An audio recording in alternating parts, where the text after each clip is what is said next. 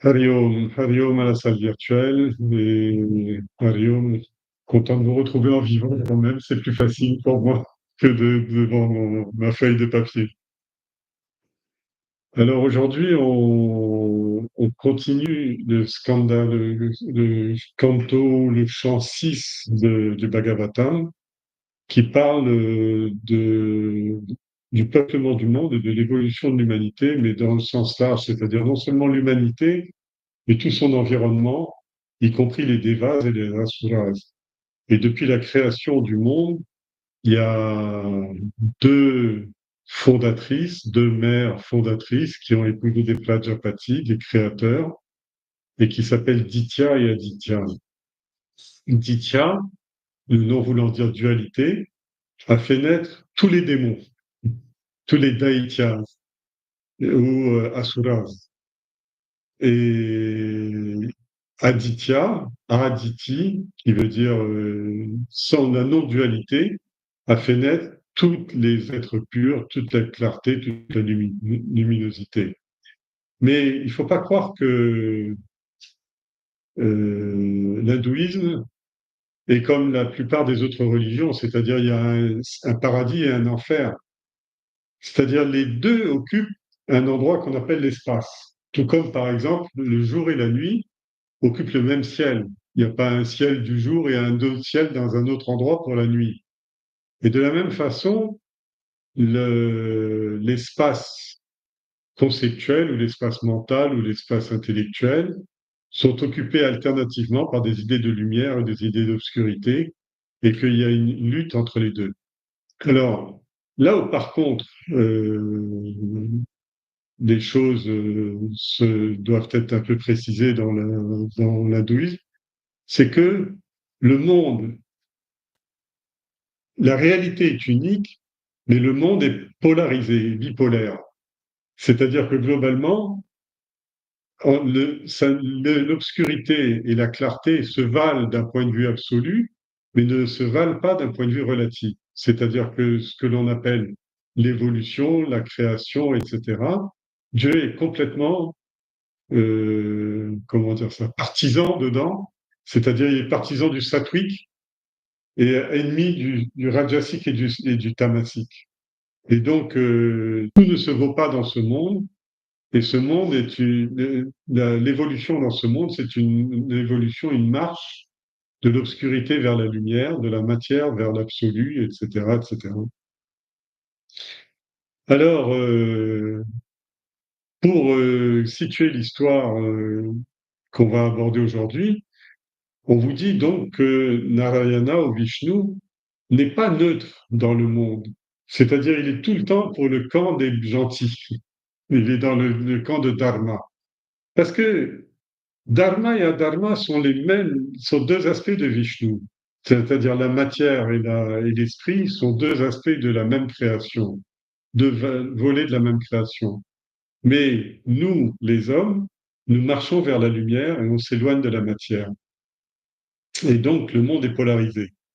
Alors, vous vous rappelez qu'au tout début, les deux gardiens de Vishnu avaient insulté les Sanat Kumaras en voulant interdire l'accès de Vishnu à ces êtres éternellement jeunes. Et ils avaient été punis. Pour les punir, ils avaient maudit et ils avaient pris naissance en tant que Hiranyaksha, Hiranyakashipu, c'est-à-dire Hiranyaksha, celui qui a les yeux d'or ou qui ne voit que l'or dans ses yeux, et Hiranyakashipu, c'est-à-dire celui qui veut accaparer tout l'or du monde pour se l'approprier. Et donc, euh, en fait, pour aider Indra, qui lui qui établit la lumière dans la création, qui est le défenseur de la lumière dans la création, Vishnu a tué les deux Daityas, c'est-à-dire Hiranyaksha et Hiranyakashipu. Et Diti était à la fois jalouse de sa demi-sœur, ou sa belle-sœur, parce que elle était protégée par le Seigneur, et en même temps, elle était jalouse et en colère parce qu'on avait tué ses propres fils alors qu'eux, ils sont nécessaires à la création. Je vous ai raconté comment le fait de couper la tête et de faire rouler la tête du démon fait, dans son évolution, évoluer vers le soleil et vers la lumière. Ça va pour le contexte? On peut aborder l'histoire? Alors, un jour où les Asuras, les démons, avaient tous été tués par Indra, qui avait le soutien inconditionnel de Narayana, leur maman, Diti, fut très mécontente et elle entra dans une grande colère. Elle décida qu'Indra devait mourir car il avait tué ses cousins. De plus, il s'adonnait toujours au plaisir des sens et il était cruel. En bref, il n'était qu'un pécheur. Et elle décréta, cet Indra est vraiment un être pervers. Sous prétexte de protéger sa vie de roi, parce que c'est Indra en tant que Raja, en tant que roi Indra, en tant que roi du ciel, hein, dont on parle. Sous prétexte de protéger sa vie en tant que roi dans son propre corps, il ignore les préceptes du Dharma. Que vaut vraiment un corps humain, fût-il celui d'un roi, d'un empereur ou d'un demi-dieu?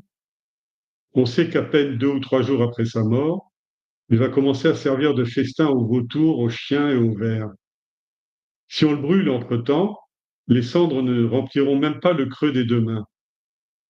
Puisqu'il en est ainsi, est-il pas complètement stupide et égoïste de commettre toutes sortes de péchés pour préserver ce corps?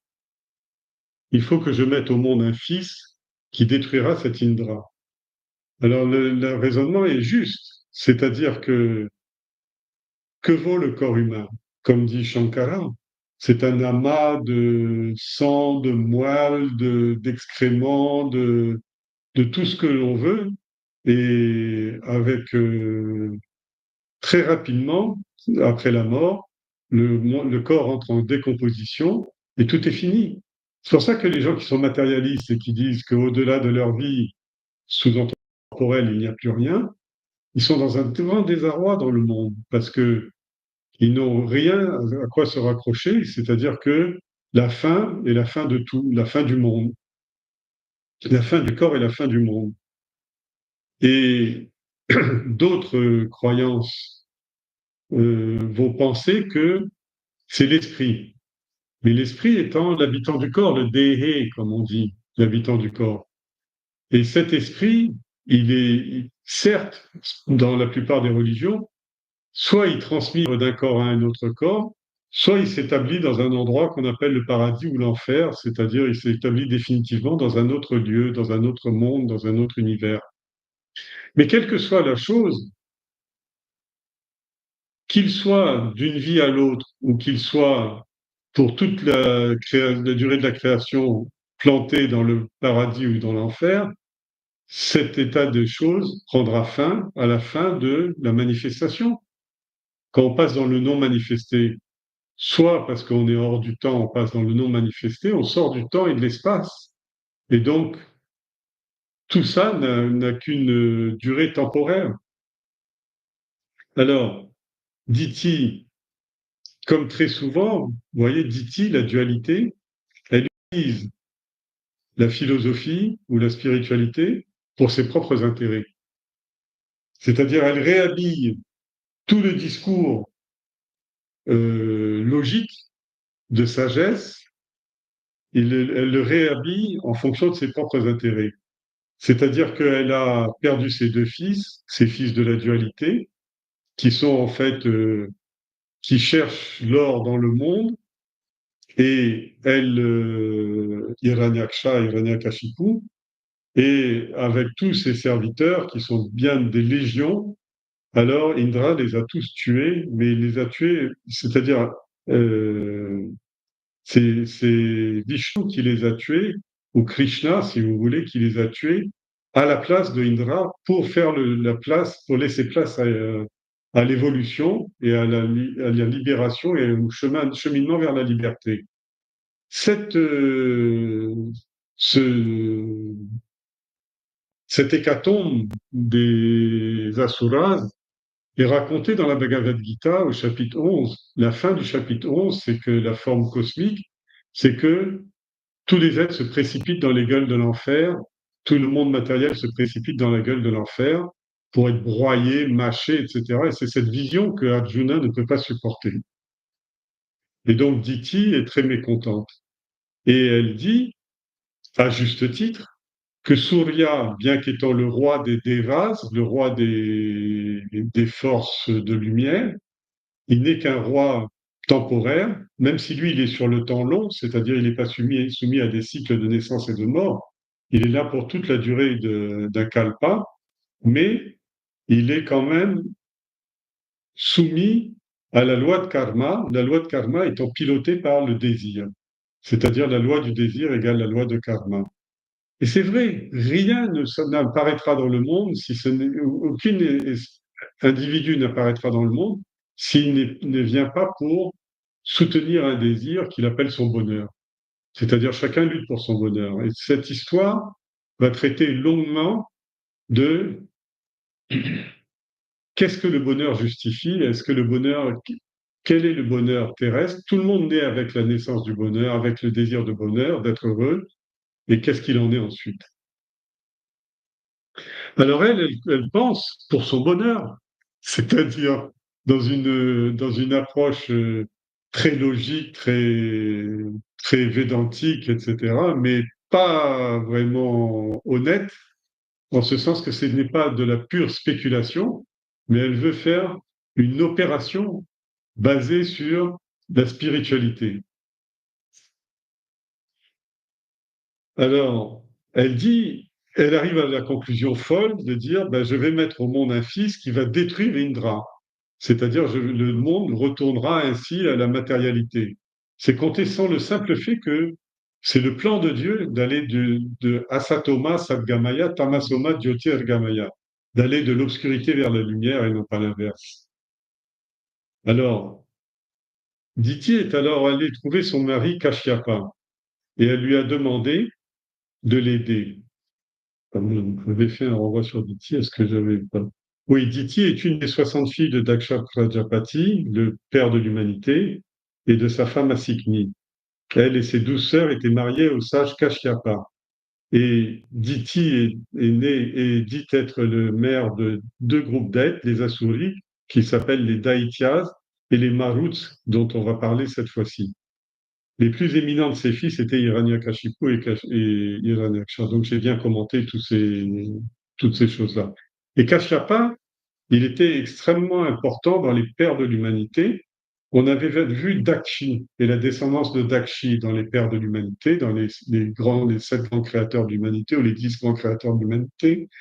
Et le premier c'était la génération humaine qui avait toute la série des rois, des hommes, etc. Mais Kashyapa, lui, c'est le père des dieux et des êtres célestes, des créatures célestes, c'est-à-dire divines ou telluriques, mais c'est le père de tout ça. OK? Donc Diti est allé trouver son mari, qui, d'autre part, était aussi le mari de Aditya, Aditi, sa demi-sœur, et il est allé lui demander de l'aider à réaliser son désir. Mais pour être bien sûr d'obtenir l'accord de son mari, elle a préféré utiliser d'un stratagème ou de tactique avec lui. Pendant très longtemps, elle s'est comportée en épouse dévouée et l'a très bien servi jusqu'à ce que, parfaitement satisfait, il finisse par lui déclarer: Je suis si content que de toi que je vais t'accorder la faveur qui te tient le plus à cœur. Parle, il ne te reste plus qu'à demander ce que tu veux. Et c'est alors qu'elle fit part de son souhait d'avoir un fils qui détruirait Indra et leur neveu, son neveu. Kashyapa était bouleversé de voir qu'elle caressait un désir aussi impie, impie dans le sens adharma, puisque c'est contre la loi de la nature. Il regrettait déjà la promesse imprudente qu'il venait de lui faire, mais il devait quand même tenir parole. Alors il lui dit: Je vais t'apprendre des formules d'incantation, d'un vrata intense qu'il te faudra observer pendant une année complète. C'est une résolution très difficile et tu devras suivre mes instructions à la lettre. Si tu y parviens, une fois l'année écoulée, tu auras un fils et il sera la réponse à tes problèmes. Et il lui apprit ensuite à accomplir un rituel qui porte le nom de Pums Savana.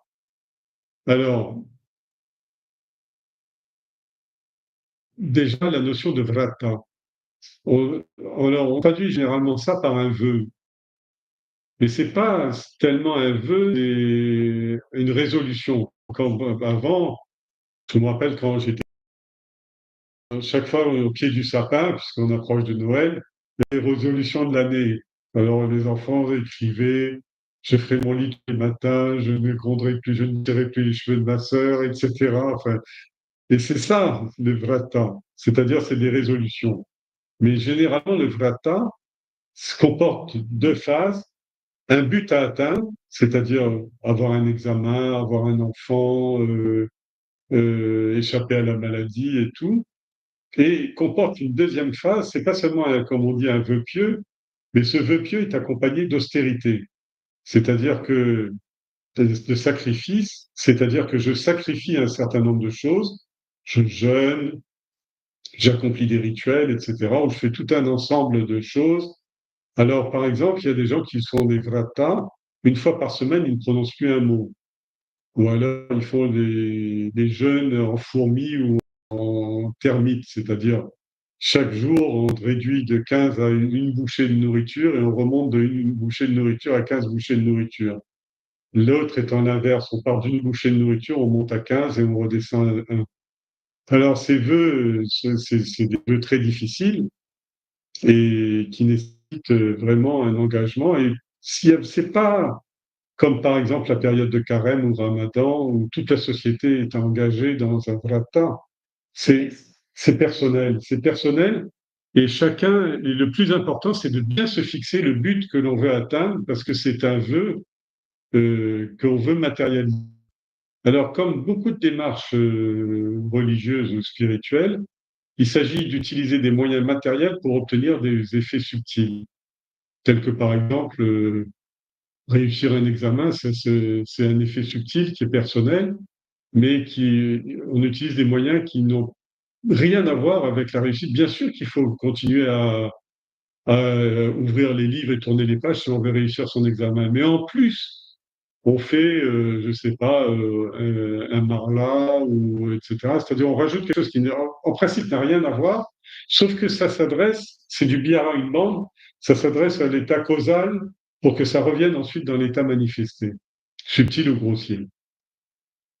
Ça va pour les vratins, parce qu'on en entend beaucoup parler dans l'hindouisme, mais les gens ont des idées très vagues de ce que ça veut dire. Et dans la démarche spirituelle d'un individu, alors il peut, et de façon très personnelle, choisir cela à condition de bien savoir exactement ce dans quoi il s'engage et ce à quoi il va.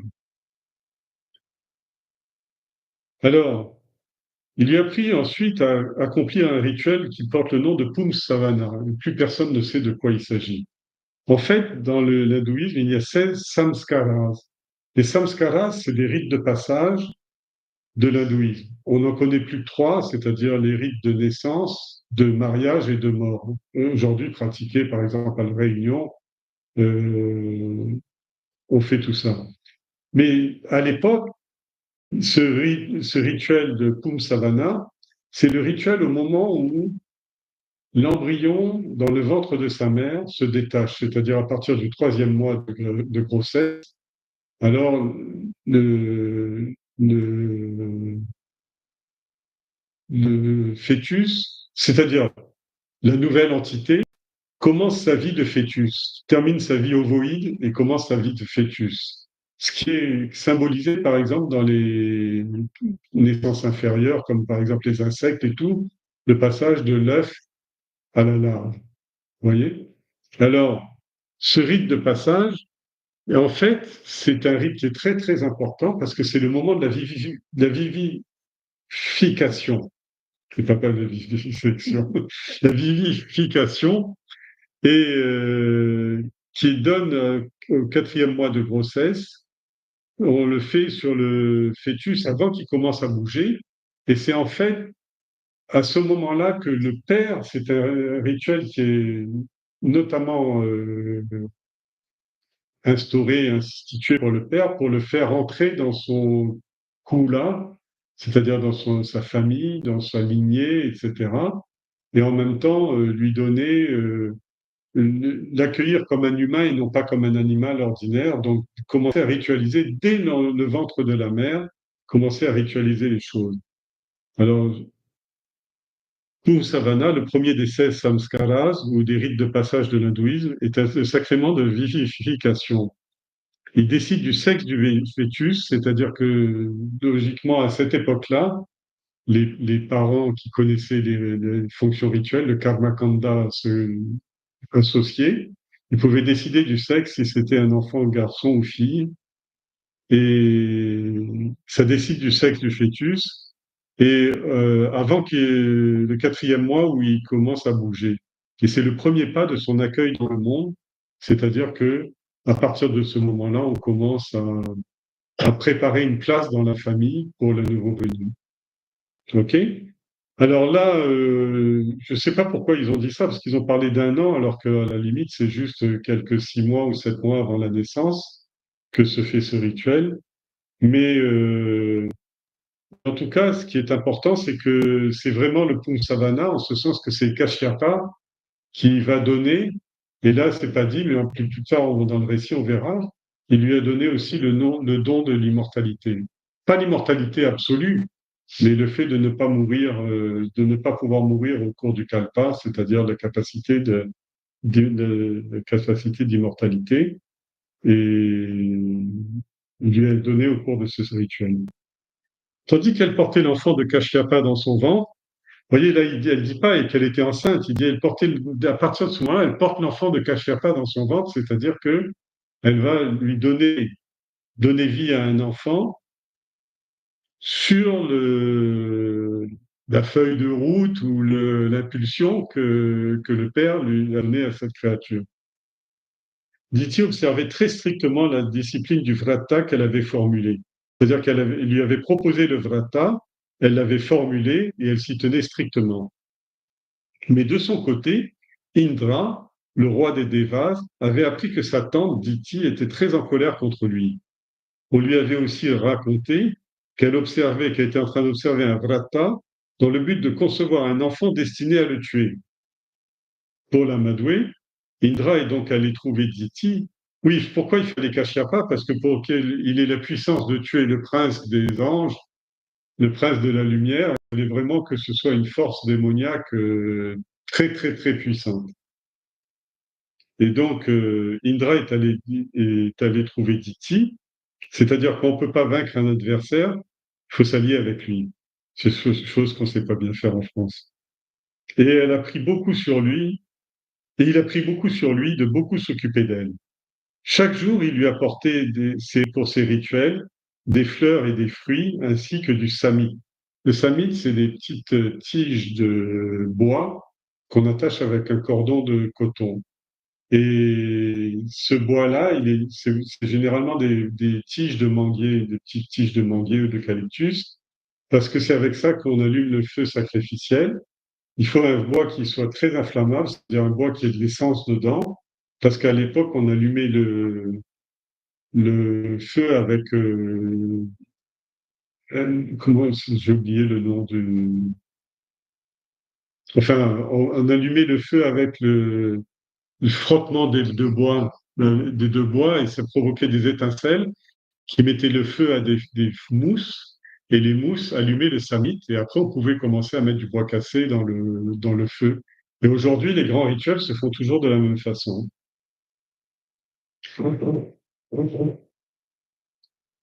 Alors,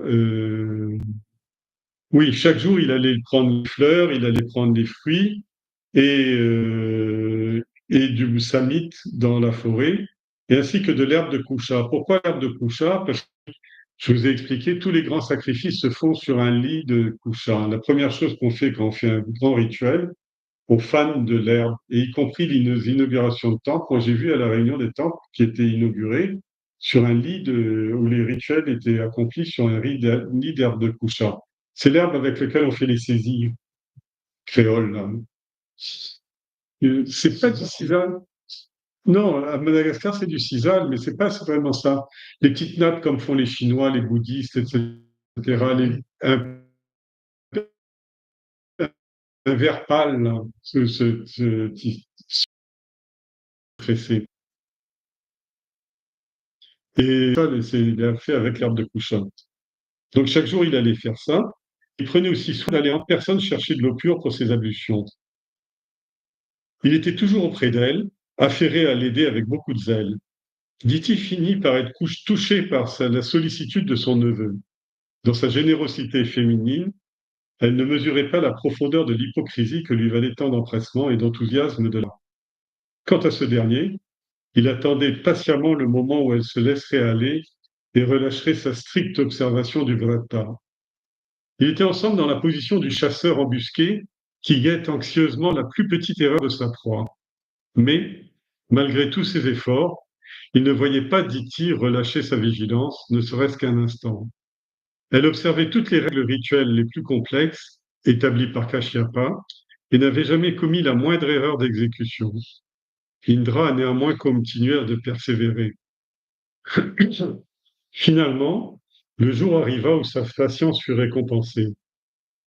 Ce jour-là, Diti était écrasée par la fatigue due à l'état avancé de sa grossesse et épuisée à cause de la discipline sévère du vrata.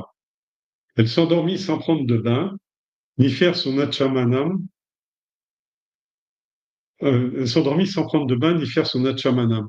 Achamanam, je ne sais pas si vous savez, c'est le rituel de purification par l'eau. Et tous les jours au temple, quand on fait le Naivedium ou quand on fait n'importe quelle puja, on commence toujours par Achamanyam, c'est-à-dire par purifier. C'est là où on boit 3 fois de l'eau, etc. Mais le vrai Achamanam, je pense que j'ai fait une petite note là-dessus. Ah non, enfin, j'ai oublié de mettre la note.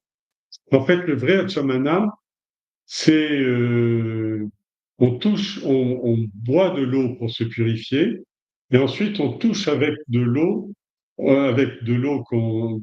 purifiée, on touche différentes parties du corps et les parties sont purifiées. Alors c'est resté à l'état de vestige dans le signe de croix. Vous avez vu ce qu'on fait dans les églises? On met la main dans l'eau bénite et on fait le signe de croix sur les différentes parties du corps. Et ça veut dire on a la protection pour pouvoir accomplir le rituel de la messe ou le rituel de la visite de l'église ou je sais pas quoi. Alors, là, le Hachamanam, en fait, il est fait avec beaucoup de parties du corps. Je ne sais pas si j'ai la note. Dans...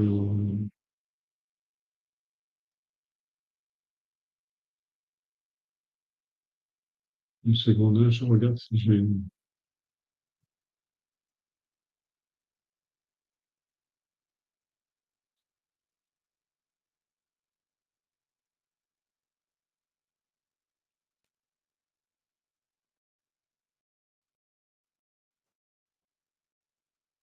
Bon, je ne vais pas y arriver. Je vais pas y arriver. Alors, en fait, donc, le Hachamanam est une purification par l'eau qui fait qu'on touche différentes parties du corps. Alors, généralement, le Hachamanam est beaucoup utilisé par les gens qui font du Tantra Yoga, les chakras, les différents chakras du corps à travers le Hachamanam.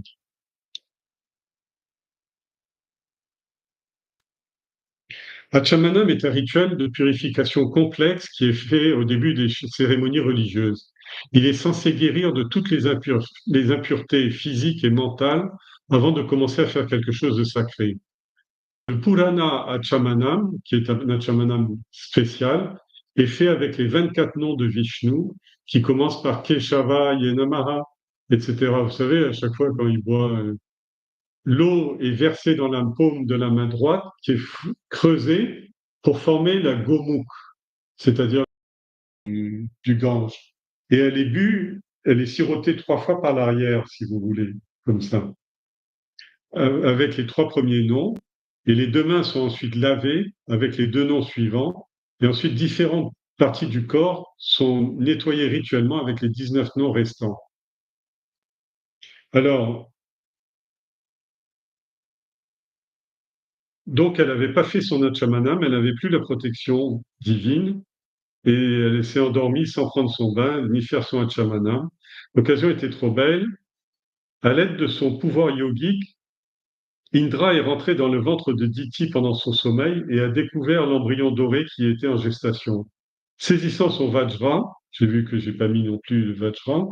Vajra, c'est le disque, la foudre, hein, le disque de foudre. Saisissant son Vajra, il entreprit alors de découper l'embryon en 7 morceaux.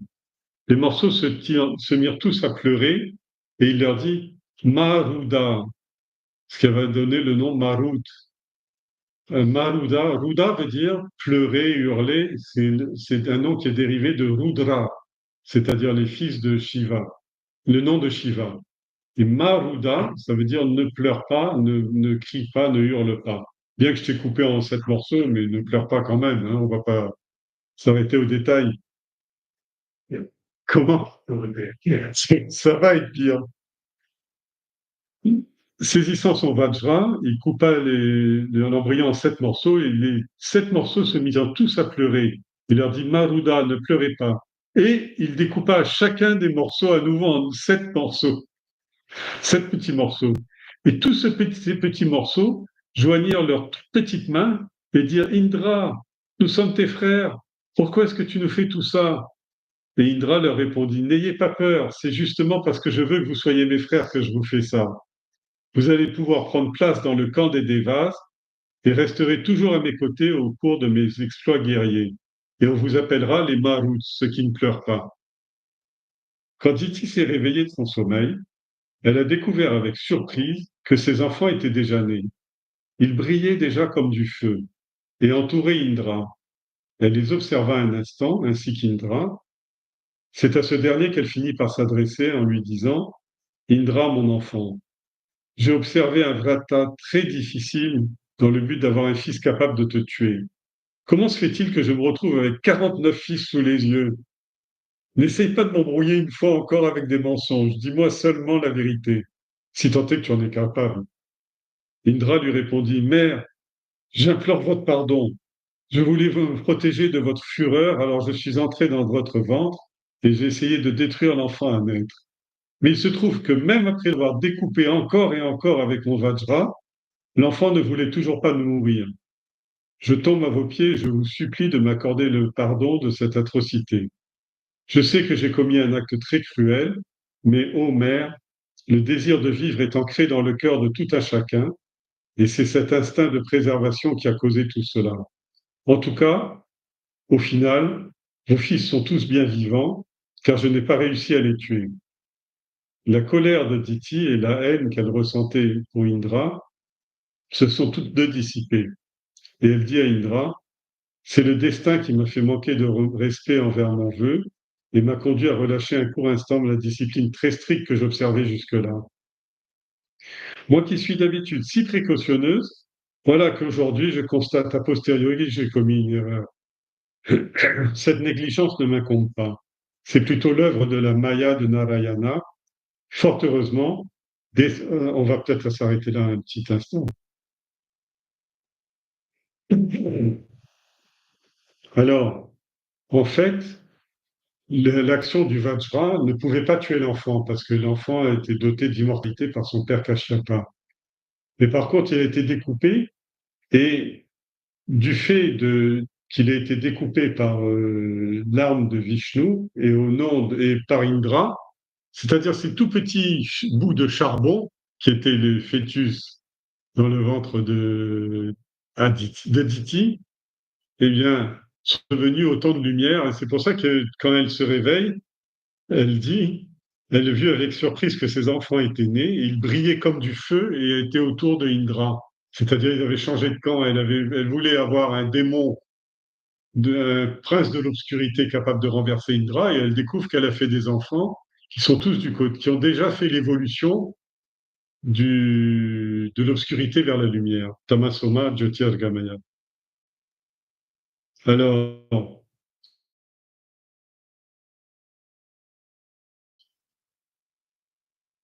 lui demande pardon, et vous tout de suite.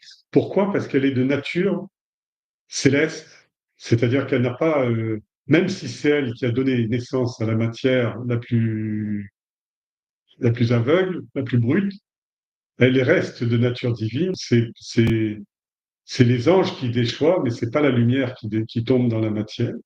En fait, c'est la matière qui tombe de la lumière, qui chute de la lumière. Donc, elle est toute prête à la compassion. Déjà, elle avait pardonné déjà pendant sa grossesse, elle avait déjà pardonné à Indra, en fait, puisque elle acceptait à ses côtés, elle le cajolait alors elle était en train de faire une grossesse pour faire naître l'enfant qui allait le tuer. C'était déjà son plus proche associé, parce qu'elle est de nature satwique. Donc c'est le destin, c'est pas le destin dans le sens de prarabdha karma, là, parce que c'est le destin dans le sens du plan divin, c'est-à-dire le destin divin, qui a fait que j'ai relâché un instant de la discipline. Et je constate, cette négligence ne m'incombe pas, c'est l'œuvre de la Maya Narayana. Alors, globalement, ce qu'il faut bien comprendre, et c'était l'histoire, là, on reboucle sur l'histoire qu'on avait vue du roi la dernière fois. La dernière fois, on avait vu que bien il avait atteint la réalisation spirituelle, il était encore soumis à la Maya de Narayana. C'est-à-dire qu'il était tombé pour devenir, je ne sais pas si vous vous rappelez de cette histoire-là, pour devenir un démon alors que c'était un sage. Mais sa nature démoniaque n'était pas véritablement fondamentalement démoniaque, c'était la question de la dernière fois. Au fond de lui-même, il était de nature divine, de nature lumineuse, mais avec toutes les couches, les 5 fourreaux d'air vital, les 5 fourreaux qui l'entouraient étaient de nature démoniaque, mais pas le cœur. Alors, c'est l'œuvre de la Maya et vous voyez que l'homme est soumis à son propre destin, mais il est soumis aussi au destin collectif de la création dans lequel il naît. Fort heureusement, dès sa conception, mon enfant avait reçu de son père le don d'immortalité. C'est parce que dans le Pumsavana, on donne toutes les qualités qu'aura l'enfant. On décide de son sexe, mais aussi de toutes ses qualités, son tempérament. Est-ce qu'il sera joyeux? Est-ce qu'il sera... Et dans les dons que le père Kashyapa avait prononcés pour son fils, dans les vœux qu'il avait prononcés pour son fils, il y avait celui de l'immortalité. C'est la raison pour laquelle ton Vajra s'est avéré impuissant à le tuer. Mais en fin de compte, tout va bien. Tu as ce que tu voulais, c'est-à-dire la vie sauve. Et de mon côté, je me suis dit que j'ai également eu de la chance que mon enfant ne meure pas. Après quoi, dit-il, ne parla plus, se tue. Mais Indra restait la tête baissée et il restait penaud devant elle. Il gardait les paumes de ses mains jointes et elles étaient serrées avec nervosité. En fait, il était très embarrassé. Il savait qu'une malédiction prononcée par une femme exemplaire est pire que la mort, et il n'arrivait pas à mesurer jusqu'à quel point elle était encore fâchée contre lui. Méditi s'était en fait complètement ressaisie. La colère et la haine l'avaient quitté, et elle finit par dire à Indra, on ne peut jamais transgresser la loi divine, la volonté du Seigneur. Amène mes fils avec toi, ils sont désormais tes plus proches compagnons, c'est-à-dire tes compagnons de lumière, et comme tu es un Deva, ils seront également des Devas, bien qu'ils soient nés de Diti, la dualité. Alors, globalement, cette histoire vous montre que ce qui se passe dans le monde des hommes avec la réalisation spirituelle, c'est-à-dire quitter la nature bestiale pour arriver à une nature humaine et quitter la noblesse humaine pour arriver à la qualité divine qu'on appelle la réalisation, c'est inscrit dans le champ des possibles de tout être humain. Mais pour les dieux aussi, c'est la même chose. Mais sauf que comme ils passent pas par avidya, c'est-à-dire ils passent par prarabdha, c'est-à-dire qu'ils sont pas issus des morts successives. Alors eux, c'est leur destin, c'est de passer de l'ombre à la lumière, c'est de passer euh, de Lucifer ou comment il s'appelait, euh, à Vetra, à Indra, c'est-à-dire d'évoluer, de rouler en avant. Vetra voulant dire celui qui tournoie. Leur rôle au divin, c'est de tournoyer pour monter dans la lumière et se dissoudre dans la lumière du Seigneur absolu. Voilà, c'est l'histoire était très courte, mais elle est jolie, elle est simple, hein, il n'y a pas beaucoup de choses, mais ça explique bien le parallèle entre la vie des hommes et la vie des dieux. Les hommes et les dieux sont des créatures, sauf que les dieux sont des créatures subtiles, c'est-à-dire tout ce qui se passe dans le mental de l'homme, c'est les dieux. Et c'est les principaux anges s'appellent, non, dans le en sanskrit. Deva. Non, oui, ils s'appellent les devas, mais dans le microcosme humain, quelle est notre partie des devas? J'ai pas entendu la question, excusez. La question, c'est de dire les devas. On les voit sur le plan macrocosmique et sur le plan microcosmique. Quels sont les devas? Bah, sur le plan matériel, hein. Oui, sur le plan matériel. Bah, nos bonnes tendances. Non, pas vraiment. Je vous l'ai dit beaucoup de fois, mais ça n'a pas cliqué. Ah, Ce sont nos sens de perception. ah oui. C'est-à-dire que c'est pour ça qu'on vous dit, on est nourri par les dieux. Et il y a le fameux dicton, le fameux adage, nourrissez les devas et en retour, les devas vous nourriront. En fait, ce qu'il faut comprendre, c'est que on parle tout le temps des devas, là on en parle sur le plan onirique, comme ça, des créatures, etc. Mais en fait, les vrais devas, c'est le monde subtil, le monde éthéré. Et ce monde subtil, on va dire, ah oui, alors oui, bon, ben, c'est des anges, des démons, etc. Mais c'est pas de ça dont on parle. Les devas, les vrais devas, ce sont les sens de perception et les organes d'action, mais on laissait les organes d'action pour le moment, c'est trop compliqué. Les sens de perception, les jnanendriyas, on les appelle les indriyas du nom de Indra. Surtout qu'on a dit que c'était lié avec les... Exactement, exactement. Et alors, nourrir les dieux, nourrir Indra, c'est pas aller faire un rituel au temple ou une cérémonie à l'église ou je sais pas quoi. C'est donner la bonne nourriture et offrir la nourriture au sens de perception. Et considérer que les sens de perception ne sont pas des organes de l'individu, mais sont des entités indépendantes de l'homme, et l'homme offre au devas les perceptions qu'il a. C'est-à-dire que si, par exemple, il passe une vie de dépravé uniquement dans la débauche, etc., ce qu'il offre aux dieux, c'est des ordures, et le retour, ce sera son karma, c'est-à-dire le retour sera de manifester les dieux, sous forme cette fois-ci d'organes d'action, vont redonner à l'homme sous forme de destin. C'est pour ça que tout ce qui vous arrive de douloureux, de pénible, etc., vous pouvez dire c'est mon destin et j'ai été l'artisan de ce destin à travers la façon dont j'ai géré, dont j'ai les transactions que j'ai faites avec mes organes de sens, y compris le mental, qui est la somme des organes des sens. Le mental, c'est quoi? C'est un grand metteur en scène qui met en liaison, oui, qui met en liaison différentes perceptions, la fleur, la fiancée, l'offrande de la fleur à la fiancée, le bonheur que j'en ressens, etc., etc., etc., mon cœur qui bat fort et tout. Alors c'est lui qui est le grand scénariste de tout ça, mais au final, ce ne sont que des relations entre le grossier et le subtil. Le monde grossier du corps ne vaut que parce qu'il y a 5 points sensibles qu'on appelle les organes d'essence ou les devas, et avec les transactions avec les devas, vaut tout ce que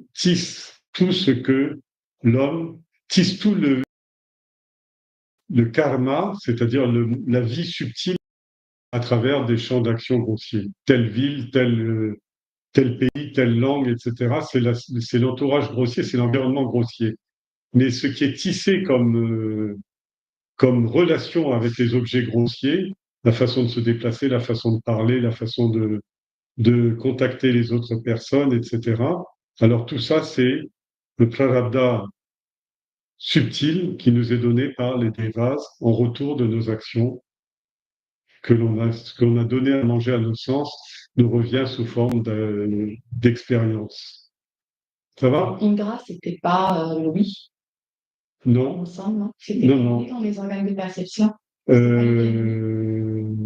Indriyas, tous les organes, alors je sais plus.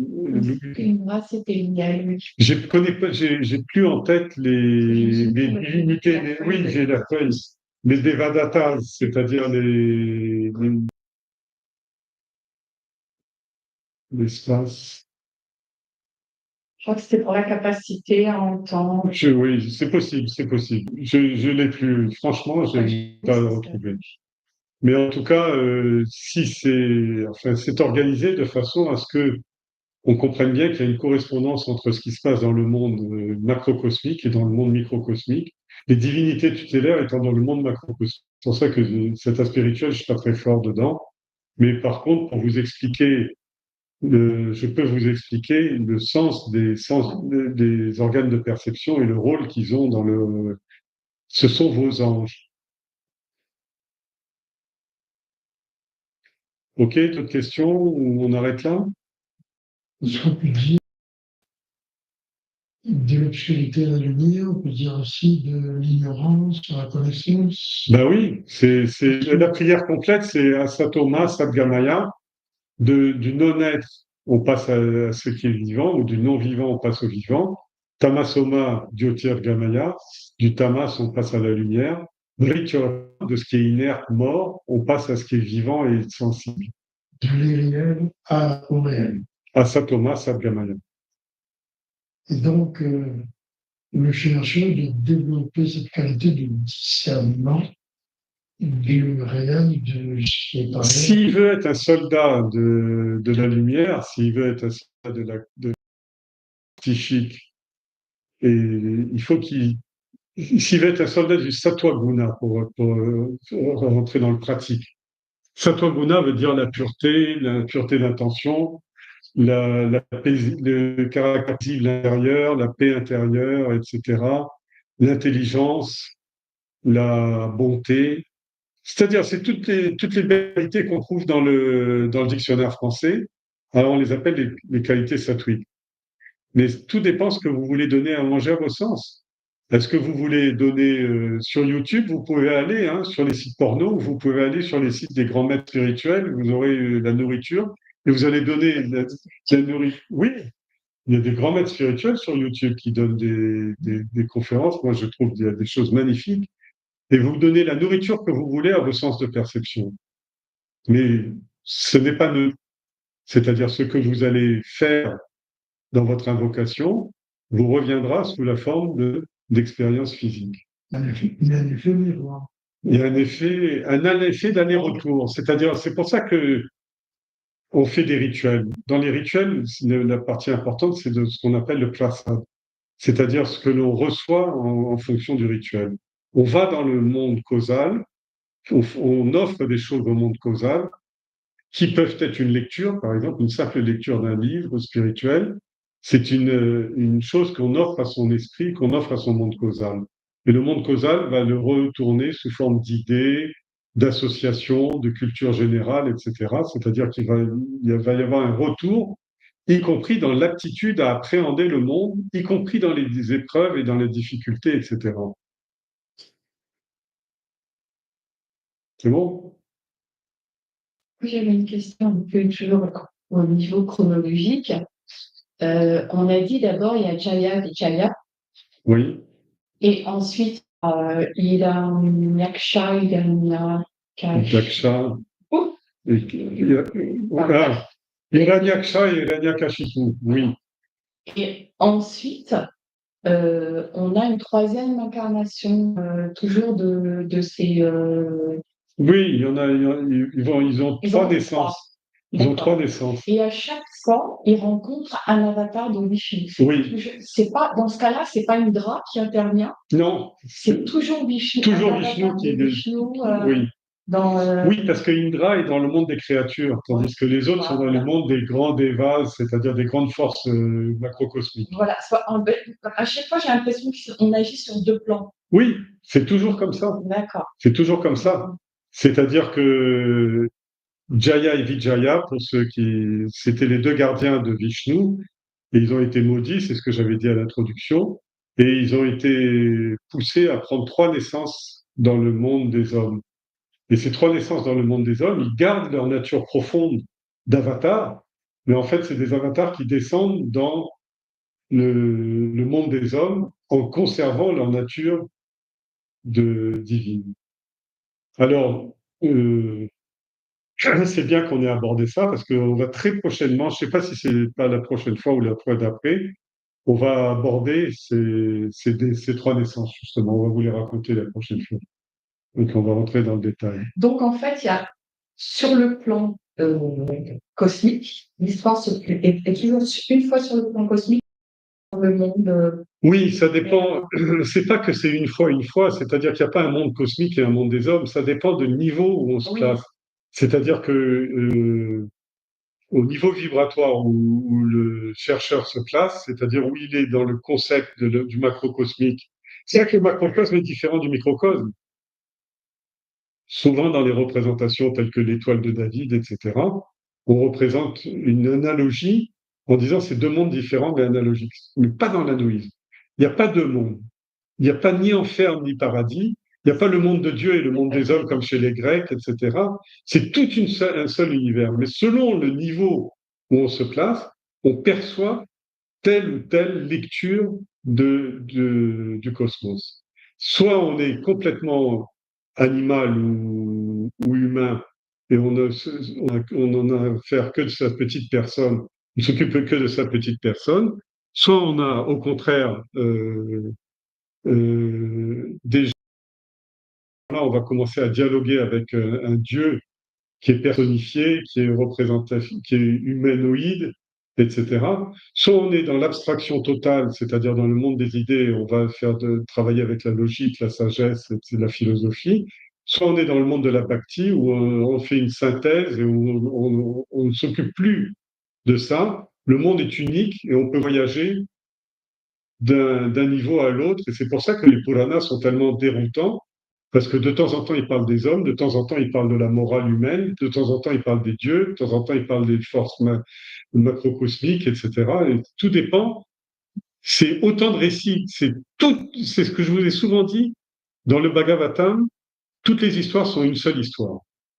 C'est l'histoire du passage de Asat vers Asat. Ou de Tamasoma, Jyotirgamaya. Toutes les histoires sont les mêmes, mais c'est les niveaux où ça rentre dans un foisonnement de cas, d'angles de vue, de niveaux de compréhension, de niveaux d'adhésion, etc. Et pourtant, dans la dernière incarnation, ils ne sont pas dans les Puranas, ils sont dans Mahabharata. Non. Leur dernière incarnation, si j'ai bien compris, si j'ai bien lu. La dernière incarnation de qui? Les dernières incarnations de Jaya et Vijaya ont lieu dans le Mahabharata. Non, c'est raconté dans le Bhagavatam. Oui, mais alors, c'est pas, ils ne renaissent pas sous forme de, comment ça s'appelle ce démon, Ravana? Si. On va voir tout ça. Mais effectivement, le Mahabharata, comme les deux dernières les deux derniers avatars de Jaya et Vijaya sont tués par Krishna, donc ils sont bien dans le Mahabharata, mais c'est raconté dans le Mahabharata comme c'est raconté dans le Bhagavatam, etc. C'est pour ça que je ne comprenais pas. Est-ce que les deux premiers sont dans le Bhagavad Purana? Non, ils sont tous dans le Bhagavad Purana. Les deux premiers sont dans les deux premiers sont dans la première phase de l'humanité, dans le Satyaloka, tandis que les deux derniers sont dans le Dwapara. D'accord. Ah, c'est une question. C'est D'accord. une question de phase de la création. OK, c'est plus clair? Enfin, presque. Après, parce qu'après Krishna, l'homme, le Narayana ne prend plus d'aspect humain. Il viendra que pour Bouddha, mais qui n'est pas guide, pas perceptible par l'humanité, perceptible que par les hommes de moine, et Kalki qui vient pour trier le tout. OK? Oui. D'autres questions? Ça va? Comment se sentir quand on est chercheur? Voilà. Il y a un film, moi, qu'on doit ressentir, parce qu'il y a la loi de causalité de toute façon. Il y aura des conséquences si on fait un pas qui n'est pas aligné. Comment avancer? Comment pas se perdre? Ben, on voit bien que les démons, même les asuras, en fait, ça peut être des bhaktas, c'est compliqué, c'est des grands dévots. Non, on peut monter, on peut descendre hein, sur l'échelle de l'évolution. Hein. Et la proposition, la réponse qui est proposée par le Bhagavatam à ta question, c'est de dire ce n'est entre nos mains que la purification intérieure. Mais l'avancement est entre les mains du divin. Ça, c'est la réponse Ce qu'on peut appeler la grâce. de Bhakti. Oui, c'est la grâce. Mais cette grâce est ouverte à tous les gens. Hein. Mais c'est pas comme ça arrive. si on peut savoir, c'est-à-dire que globalement, le chercheur, quand il est honnête avec lui-même, quand il a abandonné son ego, il se détache de son ego, se détache de tous ses likes and dislikes, comme on dit, ce qu'il aime, ses attirances et ses aversions. À ce moment-là, il rentre dans une grande neutralité, un peu comme on avait vu le roi la dernière fois, là. Alors, il voyage dans un ciel pur, on dit. C'est-à-dire, petit à petit, les vasanas s'éclaircissent comme des nuages qui se dissipent et la personne voit clair dans son destin. Mais ça ne l'empêche pas de devoir affronter le reste de son parcours, c'est-à-dire que son désir de vivre, même si ça minuise, va rester là jusqu'à la fin. La seule chose, c'est qu'il faudrait mieux qu'il le perde avant que la mort n'arrive, parce que sinon, c'est un déchirement très profond. Ça va? Ça répond un peu ou... Oui, beaucoup de détachement. Beaucoup de détachement. Et j'ai envie de dire, trop d'attachement au fil conducteur, justement, n'est pas une bonne parce que le fil conducteur, dire qui tire sur le fil conducteur? Qui tire le fil conducteur? L'ego.